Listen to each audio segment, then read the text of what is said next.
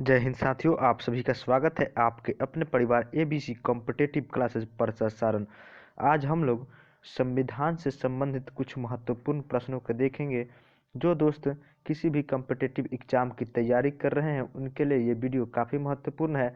दोस्तों, हम लोग प्रतिदिन किसी न किसी एक टॉपिक का वीडियो लेकर आते हैं जो आपके एग्जामों के लिए काफ़ी महत्वपूर्ण है। दोस्तों, वीडियो को शुरू करने से पहले मैं आप सभी को बता दूं कि आप लोग इस वीडियो को अपने दोस्तों में एक बार ज़रूर शेयर कीजिएगा और वीडियो को लाइक कीजिएगा, तथा यदि आप हमारे चैनल पर नए हो तो चैनल को सब्सक्राइब कर लेंगे और बेल आइकन को जरूर दबाएंगे, जिससे कि आपको नोटिफिकेशन मिलती रहे। चलिए शुरू करते हैं। आज हम लोग संविधान के बारे में पढ़ेंगे। दोस्तों, संविधान के बारे में, यानी कि भारत का जो है संवैधानिक इतिहास कैसा रहा है।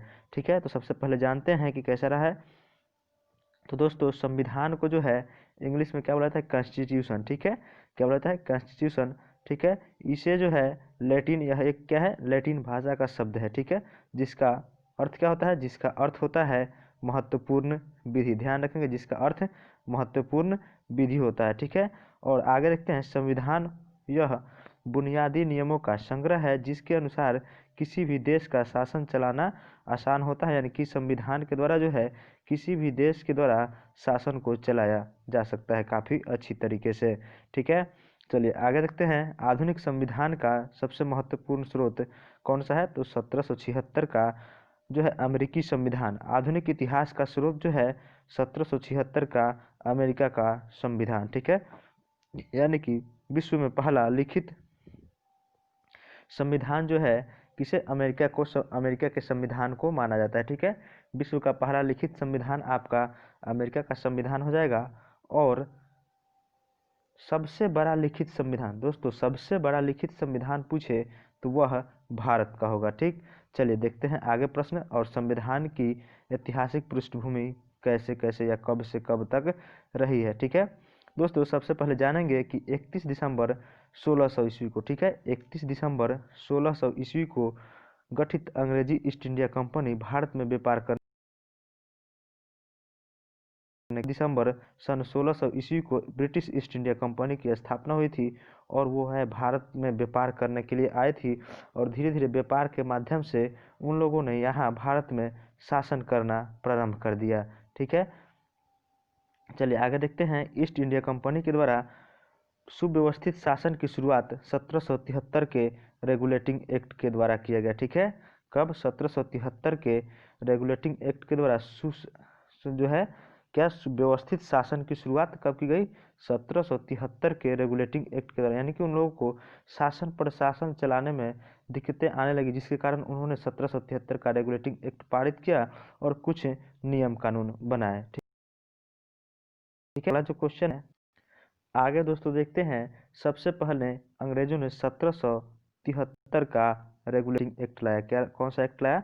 तो 1773 का रेगुलेटिंग एक्ट लाया। ठीक है, और इस एक्ट के द्वारा, यानी इस अधिनियम के द्वारा ब्रिटिश सरकार तथा संसद के बीच जो है, कंपनियों के बीच जो है जितने भी यानी केंद्र जो प्रशासन को चलाने के लिए एक्ट, रेगुलेटिंग एक्ट को नियंत्रित बनाकर, यानी नियम बनाकर और हस्तक्षेप किया और केंद्रीय प्रशासन का जो है यह एक नियम बनाया। ठीक, आगे देखते हैं। इस एक्ट के प्रभाव, इस एक्ट के द्वारा जो है दोस्तों ध्यान रखेंगे, बंगाल के गवर्नर, ठीक है इस एक्ट के द्वारा बंगाल के जो है गवर्नर वारेन हेस्टिंग्स थे। कौन से? उस समय बंगाल के गवर्नर वारेन हेस्टिंग्स थे। उन्हें जो है गवर्नर के पद से उनका प्रमोशन कर दिया, क्योंकि गवर्नर से जो है उन्हें गवर्नर जनरल बना दिया। क्या बना दिया गया? गवर्नर जनरल बना दिया गया। एवं मद्रास एवं बम्बई प्रेसिडेंसी को, याद रखेंगे, मद्रास एवं बम्बई प्रेसिडेंसी के गवर्नर को जो है बंगाल के गवर्नर के अधीन कर दिया गया। कौन से? 1773 के रेगुलेटिंग एक्ट के द्वारा बंगाल के गवर्नर जनरल जो है, यानी मद्रास एवं बम्बई के गवर्नर बंगाल के गवर्नर जनरल के अधीन हो गए। और बंगाल के जो गवर्नर थे वारेन हेस्टिंग्स, वो अब क्या हो गए? बंगाल के गवर्नर जनरल हो गए। किस? 1773 के रेगुलेटिंग एक्ट के द्वारा। ठीक है, और आगे देखते हैं कि गवर्नर जनरल की सहायता के लिए 4 सदस्यीय सदस्यों को नियुक्त की गई। ठीक है, 4 सदस्यीय सदस्य को नियुक्त की गई थी गवर्नर जनरल की सहायता के लिए। भी प्रश्न पूछा जाता है एग्जाम में आपके कि ठीक है कि किस रेगुलेटिंग एक्ट के द्वारा गवर्नर जनरल की सदस्य, यानी कि उनकी सहायता के लिए 4 सदस्यीय सदस्यों की नियुक्ति की गई थी, जिसके सारे निर्णय बहुमत से लिए जाते हैं कि जिसका जो है बहुमत अधिक होता था उस हिसाब से निर्णय लिया जाता था। ठीक है, देखते हैं। और इस एक्ट के द्वारा दोस्तों, इसी एक्ट के द्वारा याद रखेंगे कि कलकत्ता में जो है सर्वोच्च न्यायालय की स्थापना की गई थी। कलकत्ता में सर्वोच्च न्यायालय, ध्यान रखेंगे, 1773 के रेगुलेटिंग एक्ट के द्वारा स्थापित की गई थी। ठीक है, लेकिन अभी जो है भारत का सुप्रीम कोर्ट नई दिल्ली में है, लेकिन उस समय 1773 के रेगुलेटिंग एक्ट के द्वारा 1774 में, इसको ध्यान रखेंगे, 1773 का रेगुलेटिंग एक्ट के द्वारा 1774 में सर्वोच्च न्यायालय की स्थापना की गई थी, जिसके प्रथम मुख्य न्यायाधीश सर इलिजाह इम्फे थे। कौन थे इसके प्रथम मुख्य न्यायाधीश? सर इलिजाह इम्फे। ठीक है, इसको भी ध्यान रखेंगे, प्रथम मुख्य न्यायाधीश जो थे सर इलिजाह इम्फे। ठीक है, चलिए देखते हैं अगला जो है कंपनी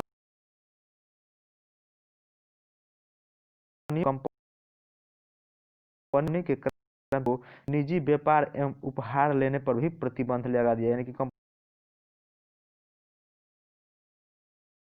का प्रतिबंध 1773 के रेगुलेटिंग एक्ट के द्वारा समाप्त कर दिया गया। ठीक है, यानी इस पर प्रतिबंध लगा दिया गया। ठीक है, अब देखते हैं एक्ट ऑफ सेटलमेंट यानी 1781। ठीक है, एक्ट ऑफ सेटलमेंट 1781। ठीक है दोस्तों, याद रखेंगे कि रेगुलेटिंग एक्ट की कमियों को दूर करने के लिए इसे लाया गया था, और जिसके तहत कलकत्ता की सरकार को बंगाल, बिहार एवं उड़ीसा के लिए भी विधि बनाने का अधिकार दे दिया गया। यानी कि 1781 का जो रेगुलेटिंग एक्ट था, इसको 1773 में जो कमियां आई थी, 1773 के रेगुलेटिंग एक्ट में जो भी कमियां आई थी उसे सुधारने के लिए लाया गया था, और इस सेटलमेंट एक्ट के द्वारा बंगाल, बिहार और उड़ीसा, इन तीनों क्षेत्रों के लिए भी उन्हें कानून बनाने की अधिकार दे दिया गया।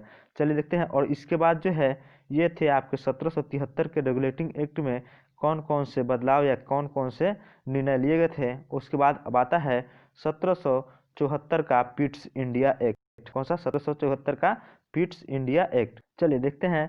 तो 1774 के पिट्स इंडिया एक्ट यानी पिट्स इंडिया अधिनियम के द्वारा जो है कंपनी प्रशासित क्षेत्र को पहली बार ब्रिटिश राज क्षेत्र कहा गया। क्या कहा गया? तो पहली बार प्रशासित ब्रिटिश राज क्षेत्र कहा गया। कब? 1784 के पिट्स इंडिया एक्ट के द्वारा। ठीक है, चलिए देखते हैं आगे 1784 के पिट्स इंडिया एक्ट में क्या क्या बातें की गई थी। ठीक है, चलिए इसको देख लेते हैं। की गई थी और डायरेक्टर के ऊपर छोड़ दिया गया, जबकि राजनीतिक गतिविधियों के नियंत्रण के लिए 6 सदस्यीय बोर्ड ऑफ कंट्रोल का गठन किया गया था। इसको ध्यान रखेंगे, बोर्ड ऑफ कंट्रोल का गठन 1784 के पिट्स इंडिया एक्ट में किया गया था। किसका? तो 1784 के पिट्स इंडिया एक्ट में बोर्ड ऑफ कंट्रोल का गठन किया गया था। ठीक है, आगे देखते हैं कि 1784 के पिट्स इंडिया एक्ट के द्वारा ही गवर्नर जनरल के सदस्य में कितने? 4 सदस्य होते थे, जिन्हें एक कम कर दिया। ठीक है, एक कम करके कितना हो गया? उनकी संख्या जो है अब 3 हो गई। कब? 1784 के पिट्स इंडिया एक्ट में। और याद रखेंगे 1773 में गवर्नर जनरल की सहायता के लिए उनकी सदस्यों की एक सदस्य की टीम बनाई गई, जिसमें सदस्यों की संख्या 4 थी। ठीक है, चलिए अब देखते हैं 1786 का चार्टर अधिनियम। ठीक है, 1786 का चार्टर अधिनियम। ठीक है, तो इसको देख लेते हैं। तो गवर्नर जनरल जो है 1786 के चार्टर अधिनियम के द्वारा गवर्नर जनरल अपनी परिषद के बहुमत के निर्णय पर वीटो का अधिकार, यानी कि गवर्नर जनरल को वीटो का अधिकार जो मिला 1786 के चार्टर 1786 के चार्टर। और आगे जनरल को भारत का मुख्य सेनापति। ठीक है, गवर्नर जनरल को भारत का मुख्य सेनापति 1786 के चार्टर अधिनियम के द्वारा बनाया गया। और लॉर्ड कॉर्नवालिस पहला व्यक्ति था जो गवर्नर जनरल का मुख्य सेनापति, जो गवर्नर जनरल तथा मुख्य सेनापति दोनों शक्तियां प्रदान किसे थी चल रहा है 1786 से लेकर 1793, 1786 से लेकर 1793 इसका काल रहा है। फिर पुनः ये जो है यह 1805 में इसकी नियुक्ति की गई थी, लेकिन नियुक्ति के तुरंत बाद ही इसकी मृत्यु हो गई थी। ठीक है, तो याद रखेंगे 1786 के चार्टर अधिनियम के द्वारा गवर्नर जनरल को भारत में मुख्य सेनापति बनाया गया। ठीक है, गवर्नर जनरल को भारत में मुख्य सेनापति बनाया गया तथा लॉर्ड कॉर्नवालिस पहला व्यक्ति था जिसे गवर्नर जनरल तथा मुख्य सेनापति दोनों की शक्तियां प्रदान थी। ठीक, चलिए देखते हैं अगला।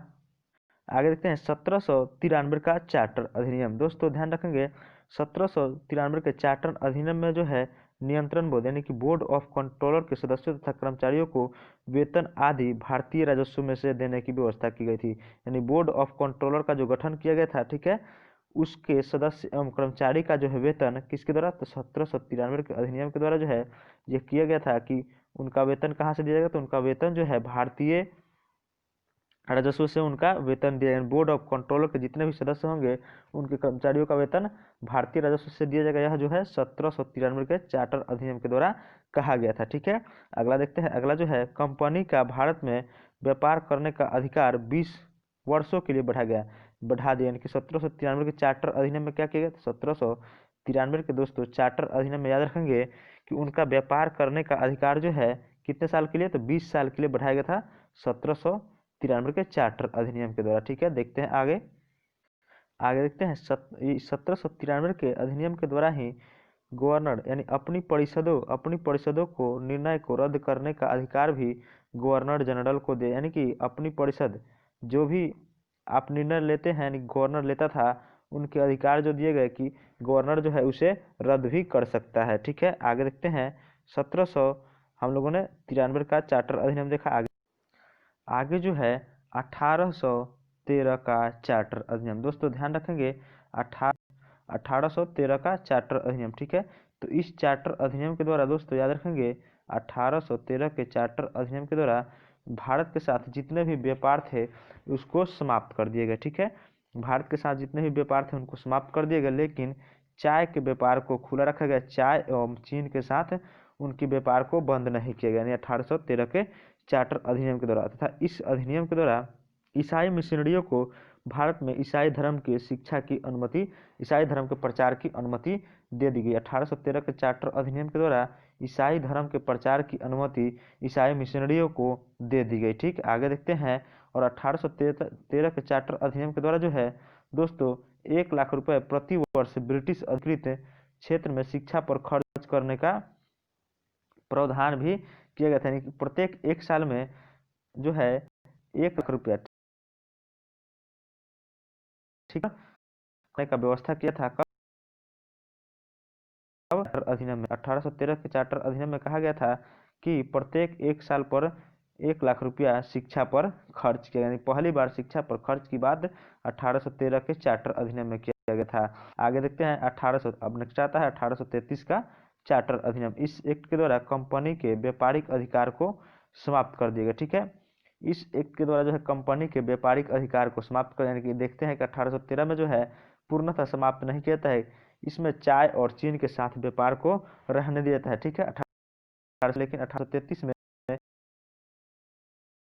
पूर्णतः समाप्त कर देता है। कब, 1833 में। ठीक है, और कंपनी का कार्य ब्रिटिश सरकार की ओर से मात्र भारत का शासन, यानी कि जो है ब्रिटिश कंपनी जो थी वो भारत की ओर से, ब्रिटिश सरकार की ओर से केवल शासन करना रह गया था, लेकिन व्यापारिक अधिकार उन लोगों का छीन चुका था। ठीक है, आगे देखते हैं। इस चार्टर एक्ट के द्वारा बंगाल के गवर्नर, ठीक है, इस चार्टर एक्ट के द्वारा बंगाल के गवर्नर को जो है अब भारत का गवर्नर जनरल, ठीक है, बंगाल का जो गवर्नर जनरल पहला बना था जो वारन हेस्टिंगस, बंगाल का पहला गवर्नर जनरल वारन हेस्टिंगस बना था, उसी प्रकार यह बंगाल का गवर्नर जनरल अब भारत का गवर्नर जनरल कहा जाने लगा। ठीक है, और इस प्रकार भारत का प्रथम गवर्नर जनरल आपका कौन, लॉर्ड विलियम बेंटिंक बना 1833 के चार्टर एक्ट के द्वारा। ठीक है, चलिए देखते हैं।